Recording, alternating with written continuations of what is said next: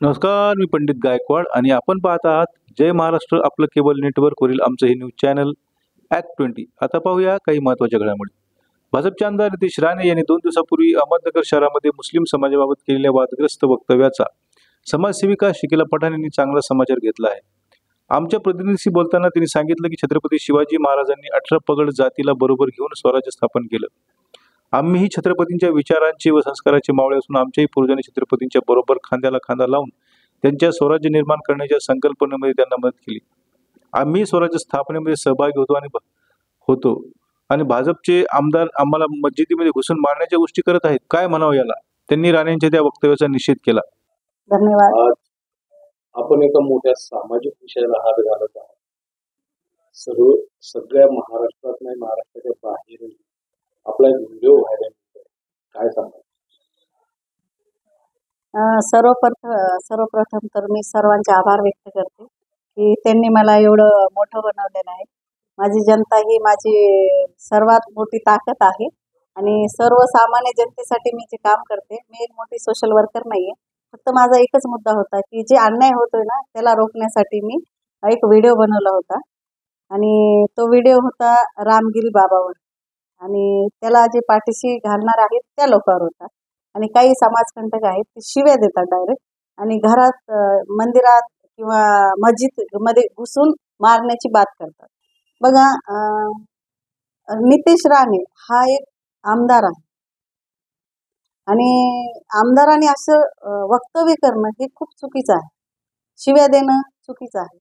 समाजाविषयी जातीमध्ये तेढ निर्माण करणं चुकीचं आहे आणि तो डायरेक्ट म्हणतात की मस्जिदमध्ये घुसून मारू, हे पण खूप चुकीचं आहे. की बाई, एक आमदार हा जनतेचा सेवक असतो आणि तो जनतेचा मायबाप असतो, कारण जनता त्यांच्यावर टिकून असते. छत्रपती शिवाजी महाराज हे खूप मोठे व्यक्तिमत्व आहे आणि ते खूप आम्ही त्यांच्याकडे खूप आदराने बघतो. आज महाराष्ट्राचे ते दैवत आहेत. तर तुम्ही सांगा, छत्रपती शिवाजी महाराज जर 18 पगड जातीच्या लोकांना घेऊन चलत होते तर मग हे का घेऊन चलत नाही? आज मी एक छत्रपती शिवाजी महाराष्ट्राची मुस्लिम मावळी आहे. मी आदर करू शकते तर तुम्ही का करू शकत नाही? आज तुम्ही बघितलं असेल, छत्रपती शिवाजी महाराज जर आज जिवंत असते तर या महाराष्ट्रामध्ये असे काम कधीच घडले नसते आणि हे असे वक्तव्य यांनी कधीच केले नसते. कारण आम्ही सुद्धा छत्रपती शिवाजी महाराजांचा खूप आदर करतो. ठीक आहे ना, आम्ही मुस्लिम असल्यामुळे काय झालं, पण आम्ही पण त्यांचे मुस्लिम मावळे आहोत. मॅडम, महाराष्ट्रामध्ये आपल्या राज्यामध्ये इतर अनेक अजून बरोबर आहे. आता लोकसभा झाली, आता विधान परिषद आलेली आहे, मग ह्यांना कुठला तरी विधानसभा आलेली आहे आणि तुम्ही बघितलं असेल की ह्यांना कुठले मुद्देच नाहीत. हे विकासाबद्दल तर काही बोलत नाहीत, पण जर त्यांना चांगले मोठं असं काहीतरी धमाका करायचा असेल तर मग ते काय करतात? जातीविषयी बोलतात, तेढ निर्माण करतात, मंदिर मस्जिद करतात. मग ह्यांचं काय होतंय की विकास जे आहे तो पाठीमागे राहतो आणि ह्याच मुद्द्याला बढावा दिला जातो. मग मला वाटते की तुम्ही जर विकासाचं बोलला तर सगळ्यामध्ये विकास होईल आणि विकासाचं बोलणं जाईल. तुम्हाला असं नाही वाटत का झेंडा नाही अजेंड्यावर बोलावं? बरोबर आहे. झेंडा नाही तर अजेंड्यावर बोललंच पाहिजे ना. कारण आज तुम्ही बघितलं असेल, जी तरुण पिढी आहे ती शिक्षणापासून वंचित आहे आणि ती गुन्हेगारीकडे चाललेली आहे. आता तुम्ही बघा, कितीतरी आपल्या म्हणजे शहरामध्ये अनेक गुन्हे घडत आहेत. ते महिलांचे असो, हत्येच असो, रेप असो, कुठलेही गुन्हे बघा. आणि तो तरुण आहे ना, तो 20 आणि 30 या वयोगटातला तरुण आहे. आज तो शिक्षणाकडे, नोकरीकडे न वळता, व्यवसायाकडे न वळता तो गुन्हेगारीकडे वळत चाललेला आहे. याची मला खूप खंत वाटते की आज जर हे आमदार खासदार यांनी जर समाजाचं विकासाचं जर काम केलं किंवा विकासाकडे जर यांचा कल जास्त राहिला तर गुन्हेगारी ही आपोआप कमी होईल. या सगळ्यांकडे आपण कसं बघतो? माझं एवढंच म्हणणं आहे की भाई, तुम्ही आहे ना, हे जातीपातीमध्ये ह्याच्यामध्ये टाइम वेस्ट करण्यापेक्षा किंवा तुम्ही चांगलं काम करणार आहे, एक उम्मीद लावून बसलेले असतात. पण जर असे आमदार जर आमच्या मधात असतील आणि असे वाक्य बोलत असतील, असे वक्तव्य करत असतील तर खूप चुकीचं आहे. छत्रपती शिवाजी महाराजांच्या स्वराज्यात आपल्या रक्ताचं पाणी करून 18 पगड जातील, हिंदू मुस्लिम सर्वच होते, त्यांनी स्वराज्य निर्माण केलं. त्या छत्रपतीचे या भूमीमध्ये असा जातीवाद होतोय, काय वाटतं? बघा, छत्रपती महाराज हे खूप मोठे, म्हणजे ते विधानसभा निवडणुकीची एमआयएमने पूर्ण तयारी केली असून ज्यांना निवडणूक लढवायची आहे त्यांनी पक्षाकडे रितसर अर्ज करावा असं प्रदेशाध्यक्ष माजी खासदार इम्तियाज जलील यांनी म्हटलं आहे. येत्या 8 सप्टेंबरला पक्षाचे नेते आणि राष्ट्रीय अध्यक्ष खासदार असदुद्दीन ओवैसी येणार आहेत. ते प्रत्येक उमेदवाराची चौकशी करून उमेदवारी ठरवतील, अशी माहितीही त्यांनी कालच्या पत्रकार परिषदेत दिली. आमचे पार्टीचे अध्यक्ष बॅरिस्टर असदुद्दीन ओवैसी साहेब हे औरंगाबादला येणार आहे आणि त्या दिवसापासून आम्ही आमची इलेक्शनची प्रक्रिया सुरू करणार आहे. जे फॉर्म डिस्ट्रीब्युशन आम्ही थांबवले होते त्या फॉर्म डिस्ट्रीब्युशनची प्रक्रिया आम्ही सुरू करणार आहे आणि त्याची एक प्रक्रिया असणार आहे. सगळ्यांनाच जे कोणाला निवडणूक लढायची आहे त्यांना जे जे अटी शर्ती देण्यात येईल त्याप्रमाणे ते फॉर्म घेऊ शकतात. कोणालाही मी पार्टीचा मोठा नेता, खूप मोठा आहे, मी कशाला फॉर्म घेऊ, तसं काही चालणार नाही. सगळ्यांना त्या प्रक्रियेवरून पास व्हायचं आहे, जायचं आहे. मी जेव्हा महाविकास आघाडीच्या काही नेत्यांना बोललो होतो तर त्यांना स्पष्टपणे सांगितलं होतं की हे अलायन्स आमचा झाला तर याचा जास्त फायदा तुम्हाला मिळणार आहे. कारण तुम्ही हे समजू नका विधान परिषदेत सीट शेवट होती, कमीत कमी एक मुस्लिम त्याच्यामध्ये होता. आज अशी परिस्थिती आहे की एकही मुस्लिम नाही, म्हणजे कोणीही एका मुस्लिमाला मत हे सीट द्यायला तयार नाही आहे. मग जे आपले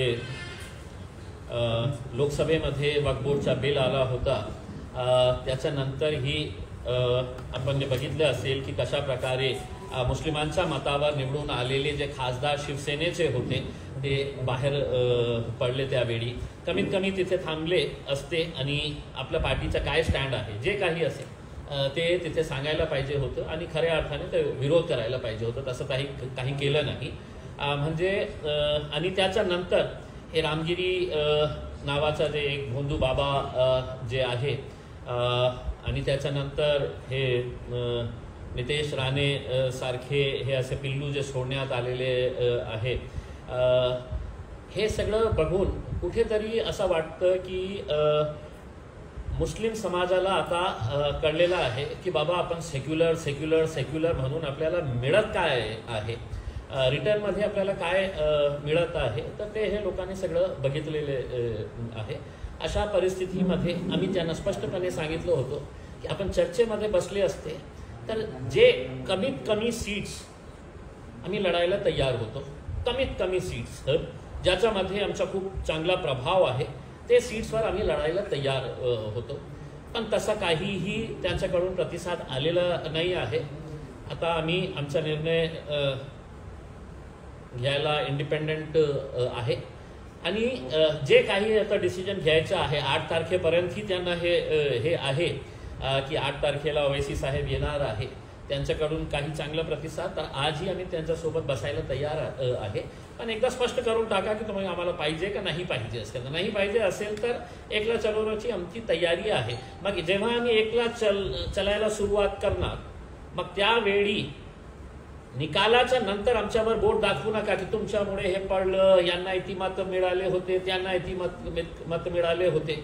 एका अर्थाने तुम्ही आम्हाला एक मेसेज देत आहे की नाही आम्ही तुम्हाला घेणार नाही कारण तुमची काही ताकद नाही आहे महाराष्ट्रामध्ये म्हणून आम्ही तुम्हाला घेत नाही. हे एक मेसेज तुम्ही देत आहे. मग आमची ताकदच नाही आहे तर तुम्हाला चिंता करण्याची आवश्यकता नाही आहे. मग मी 100 सीट्सही लढू शकते, 200ही लढू शकते, पूर्ण 288वरही आम्ही लढू शकतो आणि आमची तशा प्रकारे तयारीही झालेली आहे. जिल्हा परिषदेचे माजी सदस्य रमेश गायकवाड पश्चिम दौसा मतदारसंघात निवडणूक लढणार आहेत. त्यासाठी ते विविध मार्गाने मतदारांशी संपर्क साधत आहेत. त्यांचाच एक भाग म्हणून त्यांच्या नेतृत्वात जनसंवाद यात्रा काढण्यात येणार आहे. उद्या सकाळी गांधीतून या यात्रेला प्रारंभ होईल आणि 21 सप्टेंबर रोजी त्या संपर्क यात्रेचा समारोप होईल असं त्यांनी सांगितलं. पश्चिम विधानसभा मतदारसंघामध्ये आम्ही जनसंवाद यात्रा आयोजित केलेली आहे. ती जनसंवाद यात्रा गांधीली येथून सकाळी 8 वाजता निघणार आहे आणि त्याचा समारोप जो आहे तो 20 तारखेला कालडा कॉर्नर येथील आपल्या ऑफिसच्या समोरच त्या ठिकाणी याचा समारोप होईल. आमच्या जनसंवाद यात्रेचा उद्देश हा आहे की शहरामध्ये 10 दिवसाला समांतर जलवाहिनीचं पाणी न आल्यामुळे 10 दिवसाला नागरिकांना पाणी येत आहे. पाण्याचं दुर्भिक्ष आहे. देवळाई आणि सातारा आणि पडेगाव आणि मिठमिठा या भागामध्ये आतापर्यंत प्यायला पाणी नाही. थेंब थेंब पाण्याला त्या ठिकाणचे लोक तरसतात. तिथं गुंठेवारी कायदा लावला आणि आमच्या ग्रामपंचायती त्यांनी महापालिकेला हद्दवाढीच्या नावाखाली घेतल्या आणि त्याला गुंठेवारी लागू केले. गुंठेवारीचा कायदा आणून लाखो लोकांकडून त्यांनी पैसे गोळा करण्याचं काम केलं. म्हणून गुंठेवारी मुक्त आम्हाला देवळाई, सातारा आणि पडेगाव मिठमिठा करायचं आहे. त्याचप्रमाणे आम्हाला या भागामध्ये पिण्याचा पाण्याचा प्रश्न सोडवायचा. त्याचप्रमाणे त्यांनी जे सिमेंट रस्ते तिकडे तयार केले ते सिमेंट रस्ते ड्रेनेज लाईन टाकण्याच्या नावाखाली आणि भूमिगत गटाराच्या नावाखाली ते सारे रस्ते फोडले गेले. आणि फोडले गेल्याच्या नंतर विषय असा झाला की त्या देवळाई साताऱ्यामध्ये सर्वत्र त्या ठिकाणी चिखलमय वातावरण झालं. आणि देवळाई जे गाव आहे त्या देवळाई चौक ते देवळाई गावामध्ये रस्ता एवढा चाळणी झाला की लोकांना येणं जाणं मुश्किल झालेलं आहे. म्हणून आम्ही सारे नागरी प्रश्न, त्यानंतर सामाजिक प्रश्न, लोकांशी हितगुज आणि लोकांशी डायरेक्ट संवाद व्हावा म्हणून आम्ही जनसंवाद यात्रा सुरू करीत आहोत उद्यापासून. दादा, तुम्ही आता विधानसभेच्या निवडणुका पण तोंडावर आहे, तर तुम्ही पश्चिममधून निवडणुकीची तयारी केली का? हो, आता आपली 2024मध्ये आपण निवडणुकीत उमेदवार आहे आणि ती निवडणूक आपण लढणार आहे. आता सध्या संजय शिरसाट आमदार आहे, त्यांच्याबद्दल काय सांगा? त्यांनी मतदारसंघात काही काम केलं? संजय शिरसाट यांनी 15 वर्षात प्राथमिक आरोग्य, प्राथमिक शिक्षण याचं जर ऑडिट केलं आपण तर आपल्या लक्षात येईल की तिथं प्राथमिक आरोग्य पण नाही, प्राथमिक शिक्षणसुद्धा ते देऊ शकले नाही 15 वर्षामध्ये. दादा, जनसंवाद यात्रा जी आहे कुठून चालणार शहरामध्ये? आता ती गांधीली ते ती पश्चिम विधानसभेतल्या प्रत्येक वार्डात जाईल, प्रत्येक ग्रामपंचायतीला जाईल आणि ती यात्रेचा समारोप कालडा कॉर्नर इथे आपल्या ऑफिसच्या समोर आपण करणार आहोत सभेद्वारे. अजून सध्याचे महायुतीचे सरकार राज्यात चांगले काम करीत असून देशाचे प्रधानमंत्री नरेंद्र मोदी यांनी 70 वर्ष जुनी मागणी आर्थिक निकषावर आरक्षण द्यावे ही मंजूर केली असं भाजपच्या अल्पसंख्याक सेलचे अध्यक्ष नबी पटेल यांनी म्हटलं आहे. एका पत्रकार परिषदेत त्यांनी अनेक मंत्र्यांच्या कामाचे दाखले देत या सरकारने केलेल्या कामाची प्रशंसा केली. प्रधानमंत्री कौशल्य विकास योजना, आयुष्यमान भारत योजना, 70 वर्ष जुनी आमची मागणी, 70 वर्ष जुनी आमची मागणी आर्थिक निकषावरती आरक्षण द्या. ती मागणी आमचे पंतप्रधान नरेंद्रभाई मोदी यांनी पूर्ण केली. मला त्याविषयी अतिशय असा अभिमान आहे. युती शासन व महायुती शासन, सन्माननीय माजी मुख्यमंत्री, सध्याचे सन्माननीय उपमुख्यमंत्री व आज रोजी देवेंद्र फडणवीस साहेब यांनी महाराष्ट्र राज्यासाठी गेल्या 7.5 वर्षामध्ये अल्पसंख्याक समाजाच्या विषयी उन्नती प्रगतीसाठी खूप कष्ट केले, खूप मेहनत केली. आम्ही बघतो की आमची मागणी होती की आमच्या महाराष्ट्रामध्ये अतिशय सुंदर असा हज हाऊस व्हावं. संपूर्ण तमाम महाराष्ट्राच्या मुस्लिम समाजाची मागणी होती की आमच्या महाराष्ट्र शासनातर्फे आमच्या महाराष्ट्रामध्ये हज हाऊस पाहिजे. ती हज हाऊस, एक सुंदर अशी हज हाऊसची मागणी आमचे नेते, महाराष्ट्राचे सन्माननीय उपमुख्यमंत्री माननीय श्री देवेंद्र फडणवीस साहेब यांनी पूर्ण केली. तसंच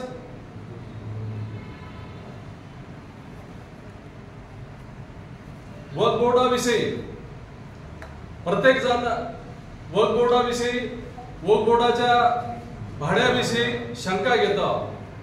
तर सन्माननीय देवेंद्र फडणवीस साहेब यांनी वक्फ बोर्ड ज्यावेळेस ते मुख्यमंत्री होते त्यावेळेस वक्फ बोर्डाच्या सर्वेक्षणासाठी त्यांनी निधी दिला. तसेच अल्पसंख्याक समाजासाठी मार्टीची स्थापना करा. मार्टी म्हणजे अल्पसंख्याक संशोधन प्रशिक्षण संस्था स्थापन करा. ही आमची फार जुनी मागणी होती, खूप जुनी मागणी होती. आम्हाला अभिमान आहे, आमचे नेते फडणवीस साहेब यांनी ती पूर्ण केली. ज्येष्ठ नागरिकांसाठी बस सवलत, तसंच महिलांसाठी मोफत बस सेवा सुरू केली. स्वयंपाकाचा गॅस सिलेंडर 3 सिलेंडर मोफत देण्याची योजना आमचे नेते माननीय श्री देवेंद्र फडणवीस साहेब यांनी सुरू केली. याचा आम्हाला अतिशय असा अभिमान आहे. अल्पसंख्याक विकास विभागाला महाराष्ट्र शासनाने आजपर्यंत सर्वात जास्त निधी उपलब्ध करून दिला, याचाही आम्हाला अतिशय असा अभिमान आहे. मौलाना आझाद आर्थिक विकास महामंडळ या चालणाऱ्या विविध योजना ह्याही व्यवस्थित चालू आहे, ह्या पण व्यवस्थित चालू आहे. मला सांगायला इथं अभिमान वाटतो, आनंद होतो. माझ्या या सरकारने ईडब्ल्यूएस आरक्षण सुरू केलं. ईडब्ल्यूएस आरक्षण म्हणजे आर्थिक मागास व्यक्तींसाठी आरक्षण. ही मागणी सर्व समाजाची अतिशय जुनी मागणी आहे. मला इथं सांगायला अभिमान वाटतो, आनंदही होतो. या ईडब्ल्यूएसच्या आरक्षणामुळे माझ्या परिवारातील, मुस्लिम परिवारातील, एकाच परिवारातील 6 व्यक्ती ह्या पोलीस मध्ये भरती झाल्या.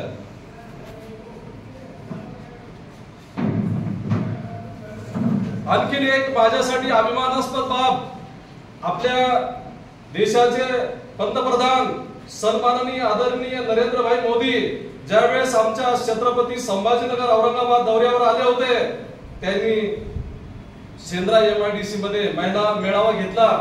आणि मला इथं सांगायला आनंद होईल, जे मोफत गॅस योजनेचा 8 कोटीचा टप्पा पूर्ण केला त्या एका मुस्लिम महिलेने जम्मू काश्मीरच्या, आणि त्या महिलेचा सत्कार जम्मू काश्मीरवरून बोलून आमच्या औरंगाबाद छत्रपती संभाजीनगर मध्ये आमच्या देशाचे पंतप्रधान आदरणीय नरेंद्रभाई मोदी यांनी केला. त्याचा सार्थ संपूर्ण भारत देशाला अभिमान आहे, आम्हाला अभिमान आहे, महाराष्ट्राला अभिमान आहे, संपूर्ण मुस्लिम समाजाला अभिमान आहे. मुस्लिम समाज विषयी पंतप्रधान नरेंद्र मोदी साहेब यांचे असलेले प्रेम व त्या मुस्लिम समाजाविषयी असलेले उत्कृष्ट कार्य, तसेच महाराष्ट्राची शान सन्माननीय उपमुख्यमंत्री श्री माननीय देवेंद्रजी फडणवीस साहेब व महाराष्ट्र राज्याचे सन्माननीय भारतीय जनता पार्टीचे प्रदेशाध्यक्ष चंद्रशेखर बावनकुळे साहेब. याबरोबरच आजचे बातमीपत्र इथे संपलं. पुन्हा भेटूया पुढच्या बातम्यांच्या वेळी. तोपर्यंत पाहत राहा Act 20 न्यूज. नमस्कार.